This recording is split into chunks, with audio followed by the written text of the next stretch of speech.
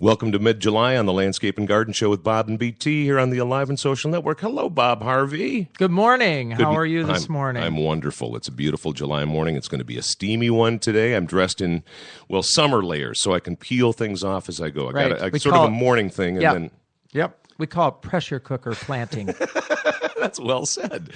That's well said. Indeed, it feels like a pressure cooker out there on some of these days. I've been getting out there I think we talked about it last week, getting out there just early as I can, that 6 o'clock in the morning, and it's just the best, most beautiful time to be out there. See, already your phone's ringing. The pressure cooker planters are already checking in with the boss at Edelweiss Design. Look at them go. Look at them go. Boss, it's already so hot out here. And Bob's texting right now. Stay hydrated, keep working. Stay hydrated, keep working. Keep going at her. It's just gorgeous out there that early, though, with the birds chirping. You got a little coffee going. You've got some music playing in the background. Of course, being a radio guy, in addition to being a podcast and TV guy and a writer, I've got the radio tuned in. I'm listening to some of my peeps, no matter where they might be. And then, it gives me a chance to listen, because I'm just out there weeding or planting or doing whatever the case may be. And it gives me a chance to take a break, and then I'll tune to a different station, take a break, tune over, hear some other pals that are doing their morning shows or whatever the case may be. But all that being said, just a gorgeous time to be out there before the pressure cooker heat kicks in. What's amazing is that we couldn't be having a more ideal growing season. Isn't it, though? God, I'm hearing that from all corners of the landscape and garden world, from everyone I talk to. Yeah. We've been fortunate here in the metro to avoid any of the really severe storms. I mean, unlike parts outstate and upstate. Oh, think about Nisswa and Brainerd alone. My goodness, the those landscape's transformed. 80-plus mile-an-hour straight winds and all that stuff going on. It's just, been amazing. So, a dodging of bullets all the time, that's for sure. Yeah. So you just don't see any stress with the plants. The vegetables are doing great. They're getting the sunlight. They're getting the warm temperatures, the warm nights, which really assist for a lot of the vegetables or the tropical plants in the ornamental category that are used to those higher temperatures day and night. And they're really producing. But because things are growing at a fast rate, we can't forget to fertilize. Oh, God, keep it going. And mulching, too, because of the heat that we're having. Yep. So those are just some simple garden maintenance practices that we can do now to keep things looking great, because it's going to be a beautiful fall as well. I want to share a story with you about, and with our podcast listeners, about soil and dryness and summer heat. 3 summers ago, was it, Bob? 4 summers ago? It doesn't matter at this point. Let's just paint the picture of, it was one of our Minnesota summers not too long ago where we had such severe heat. I mean, it was July and August. I mean, last year was pretty hot. A year before, maybe. Anyhow, it was severe heat, and the ground was like cement. I mean, the ground was absolutely rock hard. And I have clay soil in my backyard in New Hope. There's a good layer on top for the grass to grow in and what have you, but you get below that surface and it's pretty solid clay underneath there. And so I'll preface this story by saying there are parts of my landscape and my garden that are in an ongoing process. That's just a clever way of saying I haven't finished the project. Right. You have to forgive yourself all the time. And I do. But by the way, that's part denial and part reality.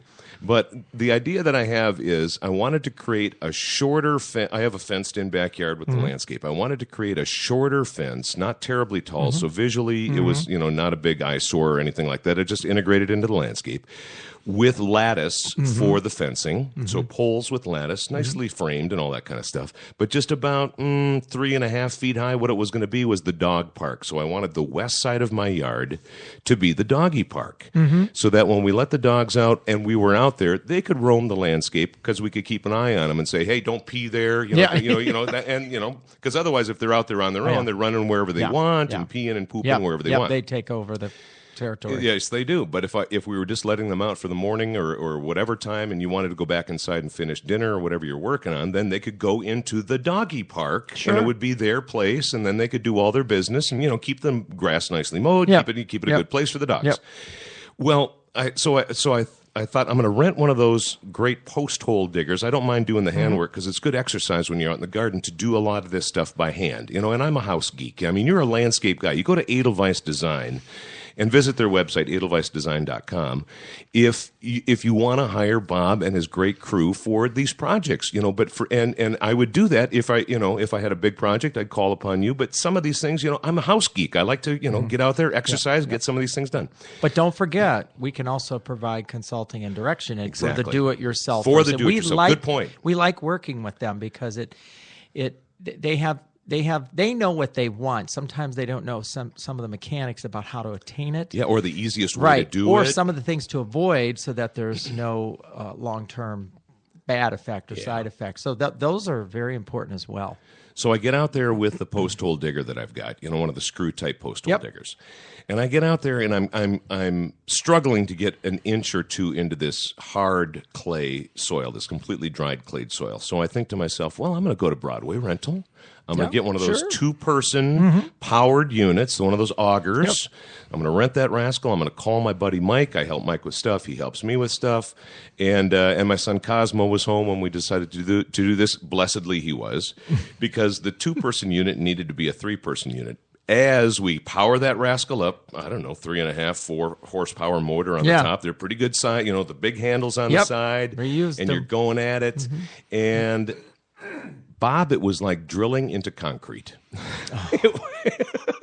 The little progress that I made with the hand screw auger post hole digger was not that much more profound with power. I mean, every hole took an hour plus to dig, if not longer.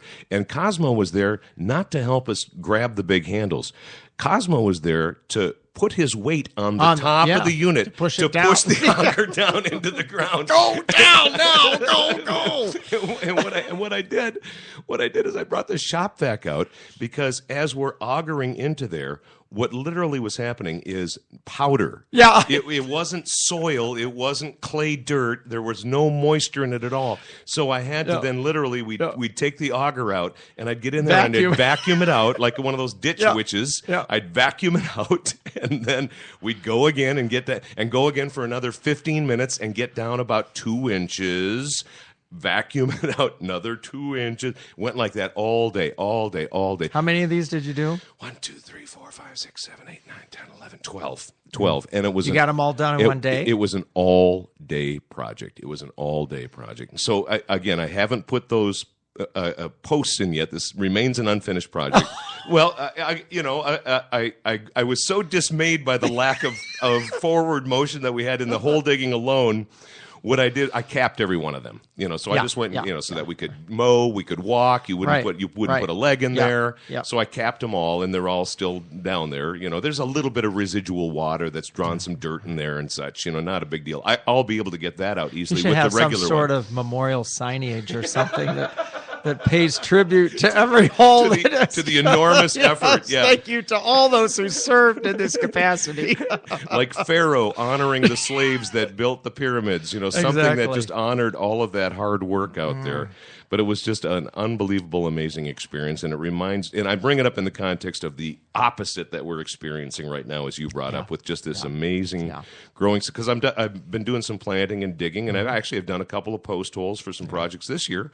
And I just used the regular auger, and getting down in that, even in that clay, it just came out so much easier. And every time I twist that hand auger, I'm reminded of this story that I just told you. God, that was just unbelievable. Yeah. I mean, I'd rather have clay that's wet than clay you have to. Dry. It has to be wet. The clay has to be wet. You have a lot of soil or moisture retention with the clay, and sometimes it can be excessive, obviously. But that's where all the art and science comes together, and figuring out, okay, what's going to function in these spaces where the heavy clay soil, and what's going to give you the result that you're looking for. Yeah, it's funny. It has enormous water retention, and it has the opposite when there is no water. Is that it dries so rock hard that it's just difficult to do anything. And when it's been dry for a long time, it actually builds up this property where it repels water. When you've been in a drought situation, and then the moisture finally like a clay pot. I mean, if you fire a clay pot, if you put clay in heat long enough, it'll be a vessel that'll contain water or repel water. Sure. Yeah, and so no problems with that now. Not for us anyway. Yeah, other parts of the world, to be sure. You and I were talking this previous week, as we do during the course of the week, about water and about issues, and the conversation of gray water came up, and I thought that would be something that we could chime in on a little bit, because the California situation remains just dangerous, just terrible. We've talked about it on the show before. And the whole idea about gray water capture came up in conversation. And I think it's fascinating to think of all the water that we in Minnesota, it doesn't matter what state you're in, doesn't matter what country you're in, the waste that goes into, water waste that goes into washing clothes, that goes into washing your hands in a kitchen, or excuse me, in a bathroom sink. I want to distinguish between the two. Right. And all of that, I mean, it's water that's needed to be used, but all that water in those environments, whether it's washing clothes, whether it's taking a shower, whether it's washing your hands in the bathroom sink, all of that water could be reused. All of that water internally in the house, if for nothing else than simply flushing the toilets. Every single bit of that gray water could be reused, because when you're talking about the toilet, do you need fresh water to flush that? No. You absolutely do not. No. Absolutely.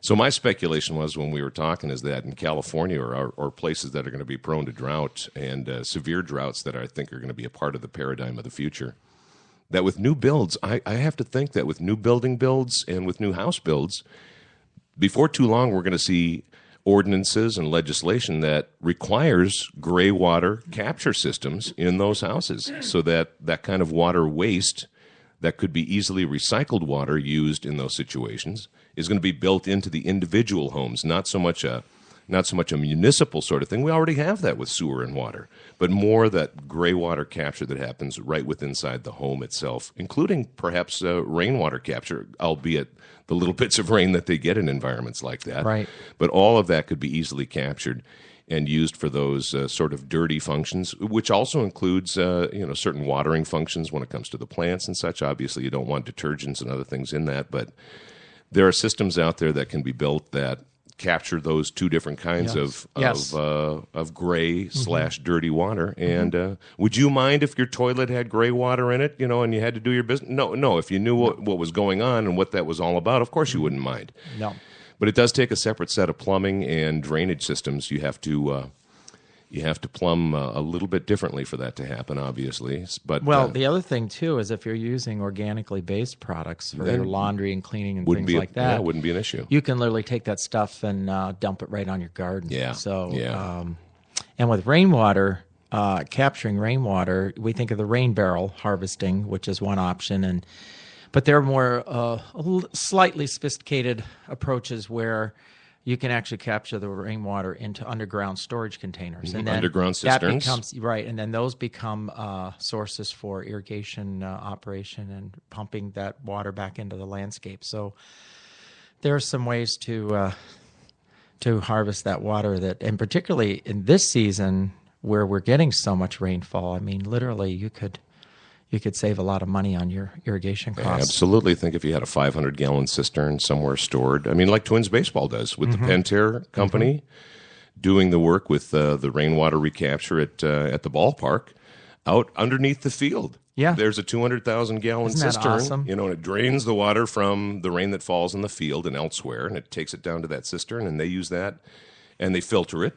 But they use it to wash the seats. They use it to irrigate the lawn. They do it with they use the water with a lot of different purposes in mind, and it's served its function, and it's recapturing all of that. So imagine the same sort of thing in your home, so that if you were taking a shower, if you were washing clothes, if you're using the kitchen sink, I'm correcting myself again, the bathroom sink, where there would be no food product or food waste going down that drain. Imagine all of that draining into a gray water cistern, and then pipes specifically coming out of that cistern, going to a pump that would provide pressure, that would bring that gray water to those specific places where it could be reused, notably the toilets. And as you said, if you're using organic products, then other places, perhaps an outdoor tap or two that could be used to irrigate and water the lawn and water the plants. And then the freshwater feed and the dirty water that came from the kitchen sink, because you got your garbage disposal there, and of course any toilets in the house, all of that would go into a separate set of waste that would make its way to the sewer system. It would reduce, the figures are staggering, absolutely staggering. It's a 90 to 10 figure.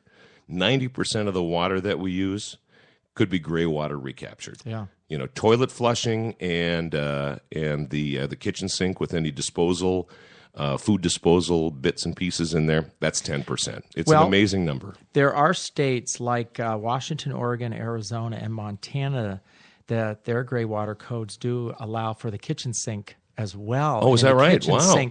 In the kitchen sink situation, it drains into a mulch basin. There you go. Where the organic matter is collected and decomposes, and then drains into a larger, discharge. So area. very much like a cesspool septic system works, where the solid matter then goes to a certain area, and then the liquid matter spills over the top and goes into your drain field. A similar sort of thing. So all that organic matter is captured in one area, and then that allows it to separate, and then the water then floats its way into that gray water cistern or storage area or whatever the case may be. You think of it's pretty high in organic matter, so all your food waste and your, there's some grease and stuff like that, but it does interact in that mulch cistern and break down and decompose. Yeah, and like septic systems, you can put microbes in there that chomp away and eat away at that organic matter. I'm obviously you wouldn't want real waste, that toilet waste to be in that, no, like a septic would be. But I can see where that would be. Where just that sort of more safe organic material would have its place, and then and allow that spill to go back into the gray water. And you're taking most of your kitchen waste and recycling that into compost anyway. Yeah, one would hope. That would be a part of what you're doing anyhow. Yeah. So anyhow, we'll see how that unfolds. As the years progress and as time progresses, that whole gray water mentality may be more of what we see not only in drought-prone areas, but it could also happen in places where we have a little bit more of a plentiful water supply, like Minnesota or what have you. I want to throw some props out to you and your staff, because I'm thinking here, wow, I don't remember if we've mentioned this yet on the Landscape and Garden Show. 30-year anniversary this year for Edelweiss Design. A 30-year anniversary. What do you consider to be the start of Edelweiss then? When you got out of college, when you got your first gig, when you put the shingle Edelweiss out there? I mean, what for you? What do you consider that start? What do you consider the beginning? When you were working for the Von Trapps? I mean, what is it in your mind's eye? Well, we're talking about two different locations. So Okay. when I was doing this kind of work back in New England before I moved out here in 1985. Yeah. So 85. There we go. 30th year. There we are. And it was during my study in school, during the graduate program of landscape architecture at the University of Minnesota, where some opportunities kind of presented themselves. I started doing some work while I was in school. Okay. And from there, it started to grow. I was living in St. Anthony Park, right by the St. Paul campus, and A lovely neighborhood. and I got to know And a that lot of the campus locals. is great. I love the St. Paul campus of the U Yes. of M. The Cow campus. The as Cow it's campus. called. Yeah. I don't know how Yeah, please endearing don't. that is, but it's where the landscape architecture program was based back then. It's now since moved over to the Minneapolis campus. And it's I housed find that in the unusual, architectural really. building. Oh, I suppose because of the architectural Yes. aspect of it. Yes. I get it now that you say it in that context. But I was really glad that I started on the St. Paul campus, because my passion for gardening and landscaping and knowing all the plants and how they work and all that kind of thing was really, I was surrounded by all that, a lot of like-minded people. But the artistry part was something that the program obviously fulfills with the drawing, creating, drafting, the technology that now we use versus even 25, 30 not too years many ago. years ago, yeah. Yes. And so the opportunity presented itself where I started doing a little work right in the little business district there in St. Anthony Park and joined the Business Association. Before you know it, we were creating some of the earliest prototypes of streetscaping. Yeah. Where you gave this really nice, and I was so used to seeing this back east, where the sidewalks and storefronts just came alive with plantings and containers and color, and it was changed out seasonally, and it was very festive, and people really grabbed onto that, and retailers were saying that their business definitely reflected an increase in traffic flow and revenue generation because people were drawn to things. The motif they would create on the inside of the business would translate into the street as well, and so that drew even more people. And that was a little more unusual 30 years ago than it is today. I mean, now it's really pretty commonplace to see how much time and effort goes into creating a sense of place or space, taking those space on the sidewalk. So that's kind of how it started. And then, how about that? So more of a commercial aspect, and then working for some management companies and things like that. And then ultimately gravitating more back towards the private sector, because that's really a very, for me personally, and the folks that work with me, we really enjoy that private sector and some of the what I call campus design. So doing golf courses and corporate campuses, and academic campuses, things like that. Those are fun because you see people interact with what you create and benefit from it. I think it's fun to hear you say that even from those earliest projects there, whereby the motif and the vibe that's happening inside the store was transmitted then to the outside of the store, so that it was one coherent and one cohesive piece of art.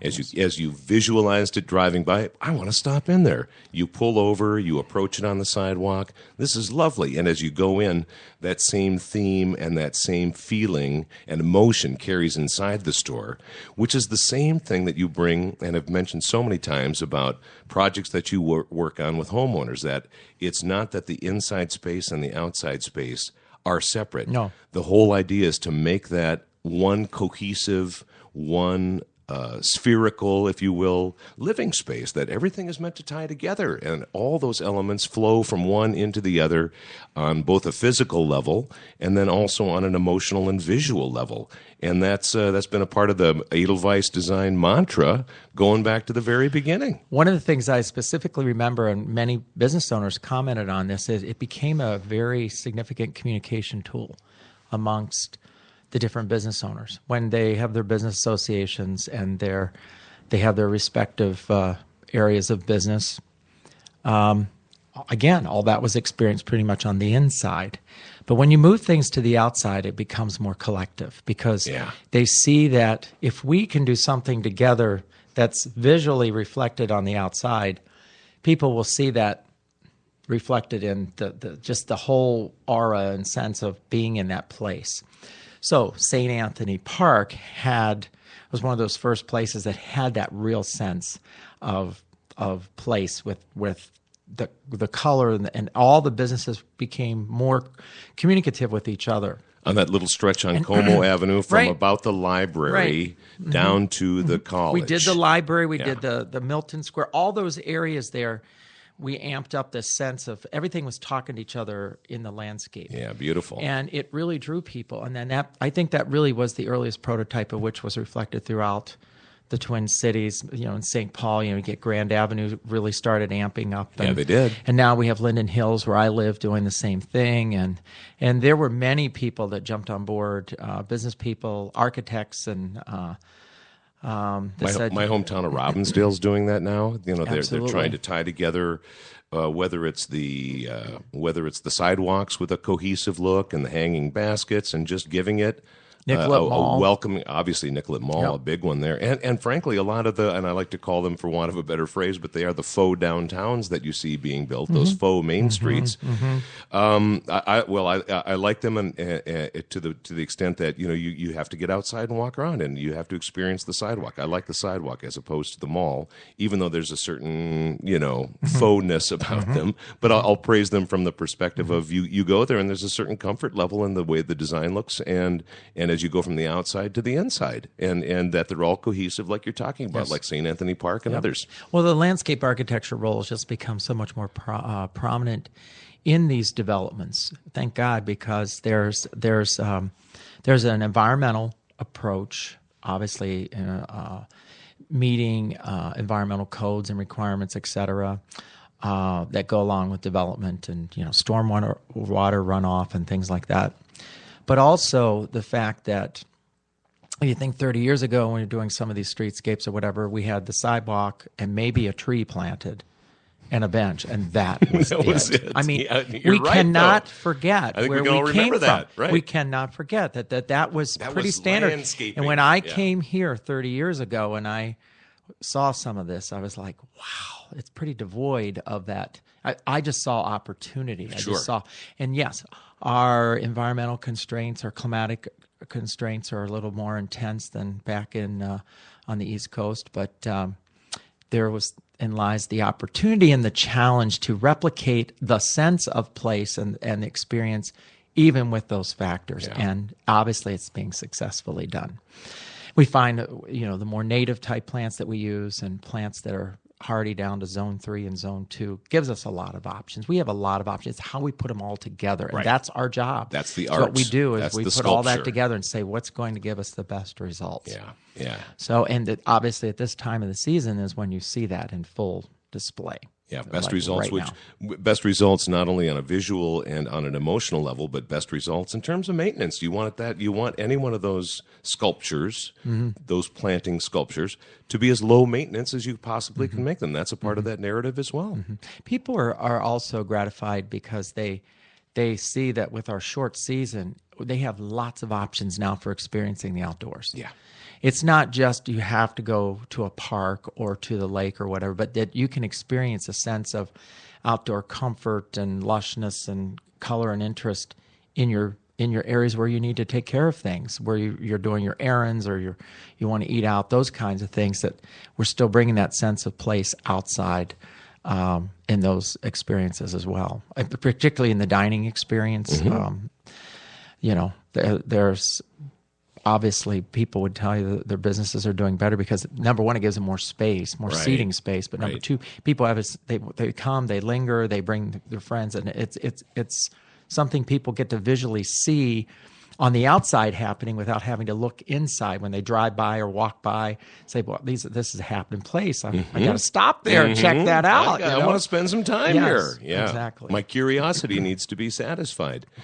I want to have you go off on this part of what we're speaking about right now, because even when you've got these larger, cohesive neighborhood type landscapes, what's nice is that those clusters still happen because people need to gather in those living room type settings Yes. along the way. So with that being said, give us a little insight into what is your favorite postage stamp project that you guys at Edelweiss Design have worked on so far this year, or at least in recent years. And by that I mean, this whole idea that you can take that small urban backyard and transform it into one of those living rooms that I'm speaking of, the kind of living room that you'd find along a big expanse or a neighborhood expanse, because those clusters need to happen where people can gather. The same thing needs to happen in a home setting, and a lot of folks think, I can't do much with this little backyard. What am I going to do? I'm going to put some plants here. Yeah, there's no way I could do anything here, but that's what you folks do, is you create those environments that are meant to be on a human scale. What's been one of your favorites that you guys have worked on in recent time? Well, I can think of a lot of them that we actually continue to help maintain, and I think about some of the settings that these small spaces evolve from, and they're reflective of some of the interior small spaces that occur in the house as well. So again, you look that at, inside to outside right? You thing. look at how the client is using the space interiorly, and what it is. Some people need a lot and are looking for a lot of activity and a lot of things going on, and others are looking for a minimal amount. And so every inch counts. So when we look at those small spaces, we're looking at the vertical as well as the horizontal, where we can, create some things, i.e. like a living wall or something that's happening, a wall fountain or something, versus taking up all the space in the center with a water feature. And kind of certainly thing. trees planted in the right spot, knowing that the Exactly. size of the tree is going to fill a space that's meant to be Right. aesthetically pleasing. We deal with and, scale yeah. of things where, if we need afternoon shade from, 2 to 6 kind of thing, that we know where to place those things, and how does that relate to when they're using the space, when people are using their backyard or their front. We got to remember now the other thing that's happened, and I just think, again, flashing back to when I first moved here and what I'm seeing now, and we're actually one of the products of it, is that we started to use more of the front of our house. Now, that's something that's coming back that's very retro, where people are literally adding porches. My next door neighbor actually has a solarium, like a conservatory, on the front of That's their great, house. not the back. And that goes in tow with the idea that people are moving activity to the sidewalks in our business districts and so forth. So on a private level, in a neighborhood, the same thing is happening, where people want that interaction. I mean, I choose to live where I live because I like the interaction from the front of my house. So what did we do? We added a front porch. Our house did not have a front porch. You're kidding me, because I've been to your house, Yes. and that looks so beautifully integrated, like it's been a part now of that that you've home been since there, day one. You can understand That's that great. That was an upper-lower duplex. In fact, at the time I A thought... duplex? I would Yes. have known that Yep. either. Yep. Wow. So that was my first project, more on an architectural thing, where I Sure. actually designed the changes of a upper-lower duplex and turned it into a single family to accommodate 7 people. And it worked out very successfully, and we've had, well, we're going to be doing a porch cast here. Yes, we we're are. going to get that on the calendar, and we use our front porch a lot. I We have bet you dinners do. and things out there, so it's the same kind of thing where there's that interaction, the social interaction. But there's different degrees of that. And with our clients, getting back to the smaller spaces, is giving gradations of activity, setting up the different kind of experiences where they can have different interactive, more private to more public experiences in their property, both on front and back. We take the whole thing into consideration. Sure. Even in the smallest, say, regular city lot kind of experiences, I like the idea that circulation is very important, so people can move throughout the space, even if it's from the front to the back. And I don't care if it's 3 feet between them and the neighbor, that there's a sense of connection that goes on. Some kind of pathway, some kind of way to and get, what get happens forward along next. that You don't have to experience, go through the house. Yeah. What happens along that experience, we've done things like create little outdoor art galleries. So when you walk down a narrow space, there might be, using night light and so forth like that, you can have living art or Actual art that's highlighted great. through its, whether it's metalwork or ceramic or whatever it is, outdoor type things. Yes. And so we get the full benefit of what we've done in the nightscape as well as the day, and that's really getting a return on your investment. Oh, is it ever? So but I think about those spaces, one in particular off of Lake of the Isles in the back is a smaller backyard. There's no lawn. And there's some arbor with wisteria. There's enough sense with some containment with a fence, but then there's punctuations in the fence of some lattice so that some light and air can get through and vines can crawl. There's a wonderful water feature, very contemporary. I think of when you're that close to the city, we like to, if it's a traditional architectural home, we like to incorporate an eclectic style of expression in both the elements in the landscape like water features or stonework or whatever, but also sympathy towards the traditional. So plant material has a way of meeting a lot of that kind of status where, like, they love roses. So there's one area that's in a contemporary kind of elliptical shape that's full of roses and always blooming, and the other one houses the water feature, which is a solid black granite polished fountain that just has a slight dish hollowing on the top. Hollowing bow. Yep. And the water just barely bubbles up and So it it's runs over the edges. One of the drilled burble Yep, holes? yep. I love those. And it takes a machine to move this thing, and it did to set it into place. And it's perfect for the birds because they can perch on it, and there's lots of space there. But then the sound is so important. Yeah. So in those smaller spaces, particularly where you can get good reverberation of sound off of a smaller space, you don't have to get so dramatic with a water feature because it can overwhelm the space. So there's a sensitivity towards scale and also scale of sound, Sure enough. level of sound. Well, that's why those pondless waterfalls are still a pretty popular thing. In addition to the burbling rocks, the drilled hole burble rocks and Right. such, you don't need to have that gigantic pond to accommodate a waterfall. You can have that beautiful sound Right. integrated And then- somewhere and just enjoy that. And then also, obviously, creating the spaces where a person can just take in the surroundings, whether it's a small table and chairs or a bench. that allows that downtime. Particularly in a very fast-paced society, people like to be able to have a place where they can decompress. Yes. And what are the things that surround them? That the sound of the water, lushness, color, scents from the different plants, Smells from the plants. and a sense of anticipation. I think it's always, day by day, especially in this great growing season, seeing things literally change day to day, things opening, things blooming.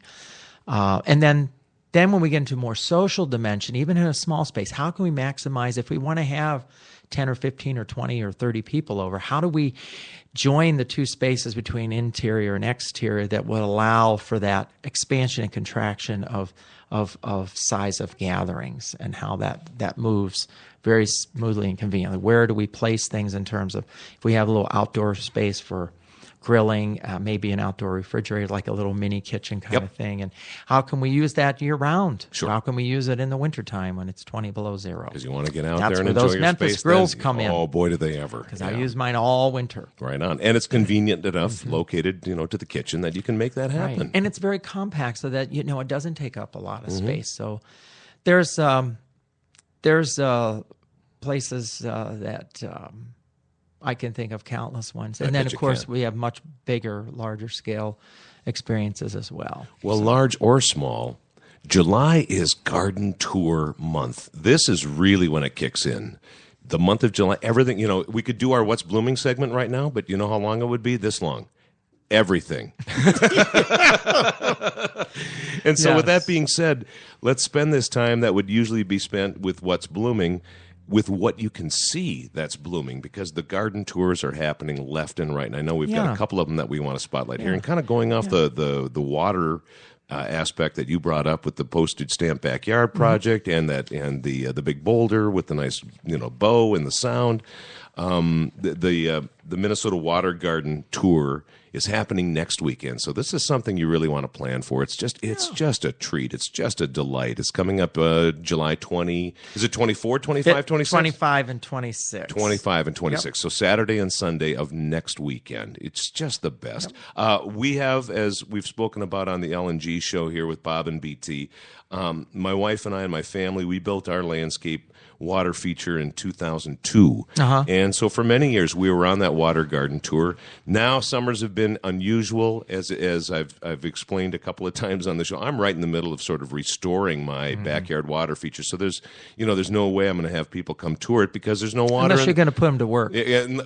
Not a bad idea, Bob. Yeah. I got a refrigerator stock full of Ham's beer, my garden beer. It's my gardening beer. It is. It's my gardening beer. I do it Irish style, of course. 1 Ham's, 1 water. 1 Ham's, 1 water. You got to stay hydrated. Alcohol is a diuretic, but 1 Ham's, 1 beer. Maybe like this: 1 Ham's, 2 beer. One Ham's, 2 waters. Because you got to really stay hydrated, especially in this swampy heat. But I love the landscape, though. The Water Garden Society and the tour that they have. What do you got as far as details? I mean, how many? Do you know how many gardens from that info sheet are going to be on the tour this year? Well, there's several sites, and it looks like we have Nice. 3, 4, 5, 6, 7, 8, about a dozen. About a dozen. That's perfect. Yeah. So if That's you go just to perfect. the MWGS.org, Minnesota Water Garden Society. Yep. The tickets are $10 in advance and $15 purchased on the days of the tours. And there is a phone number too, 612-803-7663. Nice. So a couple things happen when all these tours spring up about this time. It's for more than one reason. It's as I've stated, we've kind of hit a point mid-season where, when we talked about this last week, we were thinking about the things we need to do before the fall, dividing, transplanting, all that kind of thing. And there's a little bit of a lull in their window. It's a time to enjoy all the labor and stuff that's gone in, the fruits of our labor. I just finished harvesting all my cherries. Did you? Oh, about 8-10 quarts of Nice. of cherries, and they're in the process of being pitted, which is a little. It's quicker to pick them. It's a lot longer to pit them. A task well taken into account for the reward. But people feel like now that they can actually enjoy not just their own, but see what's going on. So it's a sense of exploration. getting out. It's a social thing, and it's a great learning tool. Oh, is it ever? Because we get ideas from each other and see how Constantly. right. You can't walk into one of these, whether it's a water garden, featured garden, or any of these other plant tours or garden tours that are going on, Yes. and not come away with, oh, the way they did this trellis in this corner, I've got something similar that would just be beautiful in my yard or in my garden or whatever the case may be. Right. Now, a very good friend of mine that does music with me at our church, his name is Steve Danielson, and he is a very extremely talented individual, has done some beautiful water features. Cool. And he is on the tour with one of his clients. It's Pike Lake Court in New Brighton. It's Okay. it's the first site, I think, listed on the, if you go to the website, I'll probably have it listed. But it's an Asian-inspired style filled with interesting features. You'll find a pond container water spout with lotus plant, 2 container water fountains, and a rain chain fountain. In addition to the water features, the gardens contain pergola structures throughout the property, creative stone walls and pathways, a man-made beach, Nice. bamboo screens for privacies, a kitchen garden, and shoreline fence. The landscape design encompasses the entire property with a mix of ornamental trees, evergreens, and shrubs and perennials.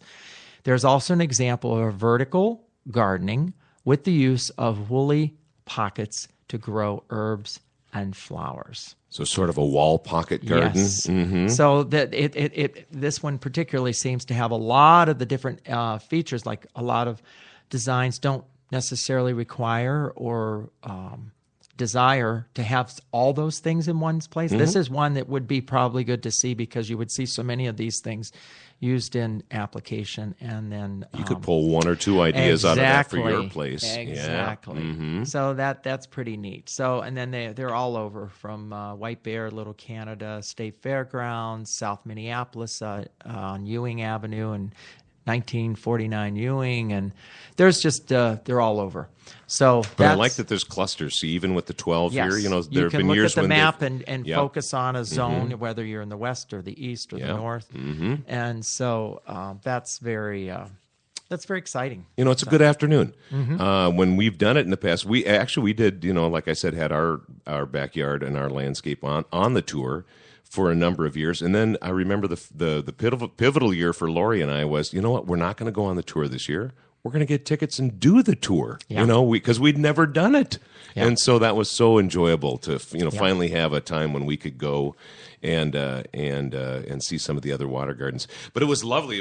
I think one of my favorite memories from being on the Minnesota Water Garden tour was I was in the backyard, and there were probably a dozen people there, 8 or a dozen people, and I hear this sort of low rumble, and then I hear the sound of hydraulic brakes, like really.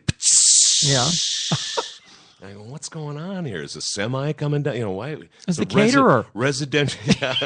Residential street, and I go out my gate and I come around the corner of my house, and it's a giant coach. I mean, it's a full tilt boogie coach, and there are 60 people on this tour bus, and so they all start wandering back, and so we went from like a dozen to about 70 people in the yard, and it was just wonderful. And so, since we have a swimming pond in the backyard, and I was, wearing my shorts and a shirt, I said, "Folks, I'll be back in a second." So I went inside. I got my swimsuit on. I came back out, and I didn't say hi or anything. I just put my towel over my shoulder, walked up to the. We have this one rock on our steps that go into the pond. That's sort of the jumping off rock. And again, it's 4 feet deep, so you can do a shallow swimmer's dive.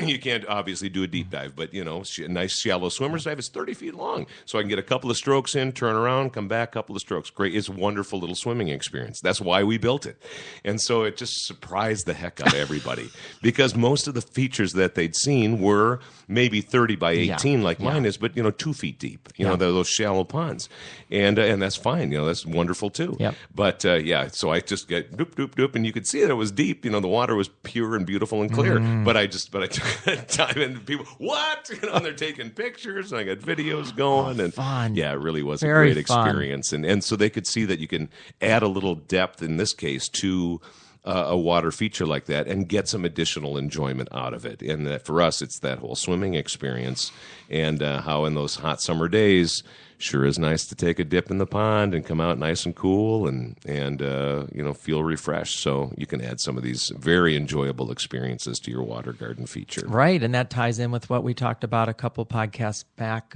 with the Bionovo pools. The natural swimming pools, the one that's going in Weber Park in North Minneapolis, where those do also occur on a private level too. And there are people now finally looking at this option, which is really kind of pretty fun. Cool stuff. So anyhow, the Minnesota Water Garden Tour next weekend. I mean, a lot of them are going on. There's a lot of sales happening too, I know. The native plant sale is on its way. I got a couple things here. Just talking about the calendar for this week, the native plant sale, select plants for rain gardens, prairies, shorelines, and woodlands, 10 to 4 p.m. Friday, Saturday at the Natural Shore Technologies, which is 5300 Highway 12 in Maple Plain. Nice. That's one location. Daylily Days. Get growing tips plus select varieties that are on sale. Savory's Garden over there in Edina. Beautiful. 9 to 5 p.m. That's on 5300 Whiting Avenue. Isn't that interesting? 5300 Wyzetta and then 5300 Whiting, and they both begin with W. What is that interesting? Synchronicity. Yes, well, it helps people like me with short-term memories remember.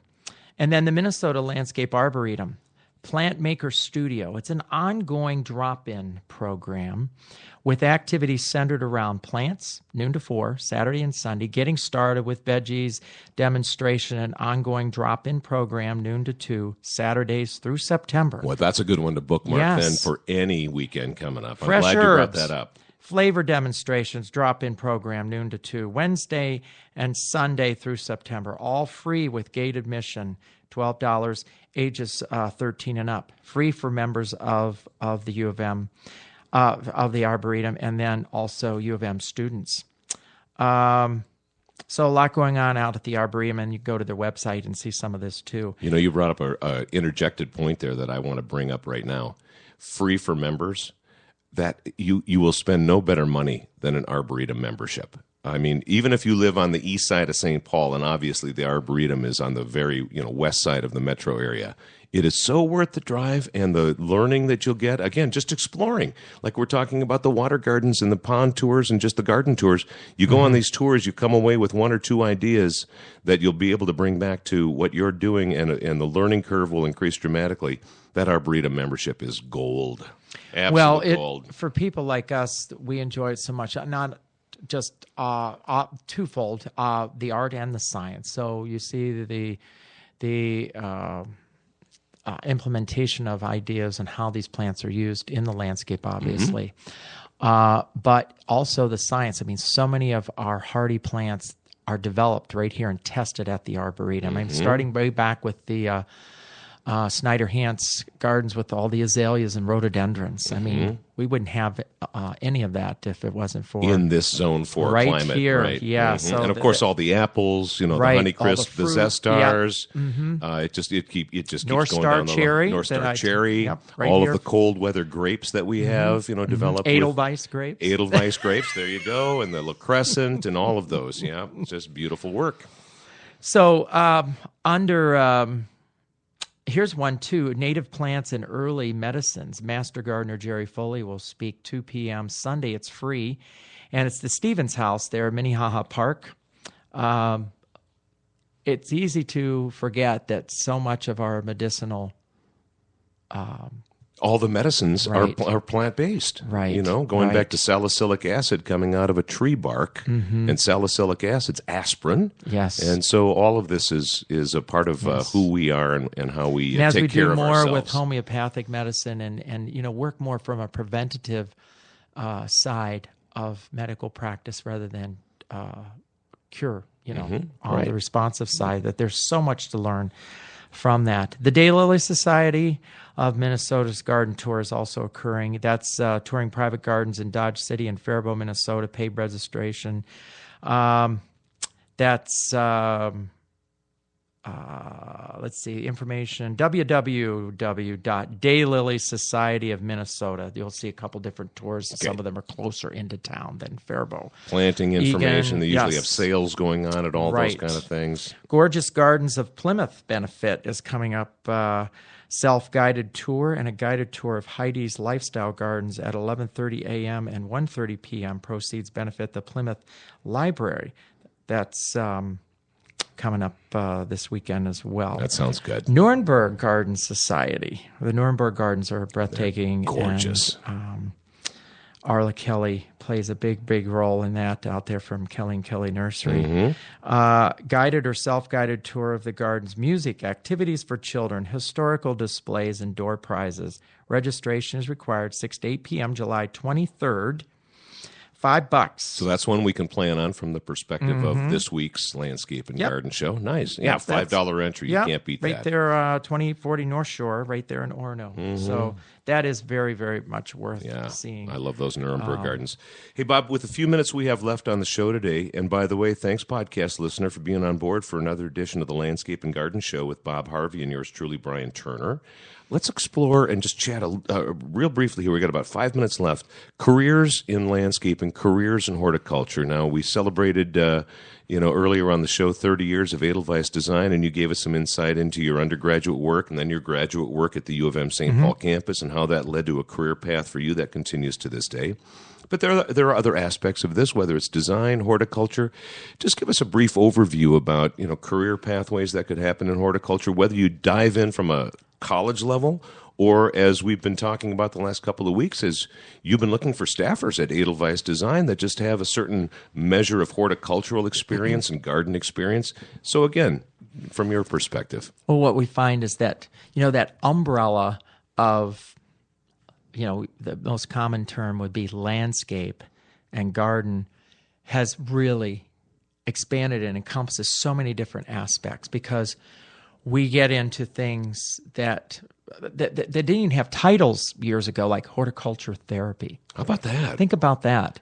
Think about sensory gardens. Yeah. Yes, I mean there's so I've many. heard of sensory gardens, but horticulture therapy. Horticulture therapy, very, very popular in a lot of our retirement communities and nursing homes and things like that. And now that you say the words out loud, it makes complete sense. And we've probably all experienced aspects of horticulture therapy, visiting grandma in the home or whatever. Yep, you see it all the time. So it's such a wide umbrella that I find that people kind of move through this channel of experience where they may start off, if someone is, I know a lot of folks in landscape architecture may have started out by working at a garden center or, just stocking plants or selling plants or potting plants or whatever, or at a nursery like Bailey's Nursery. And then they find that there's ways that they can formalize their interests, whether they want to go more the horticultural route and become a PhD in permaculture, or if they want to become an arborist. But what happens is that channel, they get to sample. It's like going through the grocery store. And you have your different sections of the grocery store that you shop, and you probably have a routine that you follow every time you go in. I know I am a creature of habit.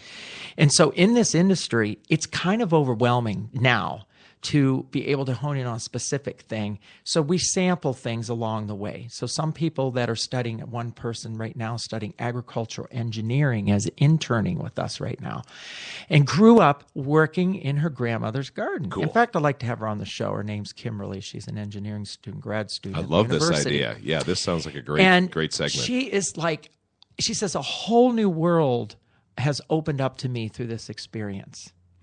So she also has extremely good organizational skills. So she's able, with technology, she's able to actually handle and operate all the daily tasks of keeping track of inventories and schedules and things like this. She likes things organized. But her capacity to not just memorize and understand the how-tos, because an engineering mind always wants to know how things are being done, how you put them together, and that. So why this, why that, and I love those kinds of questions because she's exploring. She's in that channel and that path of exploration, and I don't know if she'll ever become a landscape architect. She may stay on track with agriculture and engineering and work for a place like Cargill, but this whole continuum in this profession launches people into so many other things. Sure. In the business world, in the legal world, environmental law is so big right now. I gotta think and being able to understand all the scientific information and regulations and so forth that go along with that. Aside from codes, zoning, Exactly. ordinances, all and of then that overlaps into the whole landscape architecture field when you're doing designs and so forth. You're dealing with the codes that you have to abide by in terms of storm water runoff, soil conditions, abatements, all these kinds of things. And so for me and my business of 29 plus going to 30th year now, is seeing people come and move through that channel. It is, some have staying power in terms of some people stay on longer. Others are moving through and they're sampling. And then they finally figure out what it is they want to do. And by the way, some come back. Sure. And that I can see that. Yeah.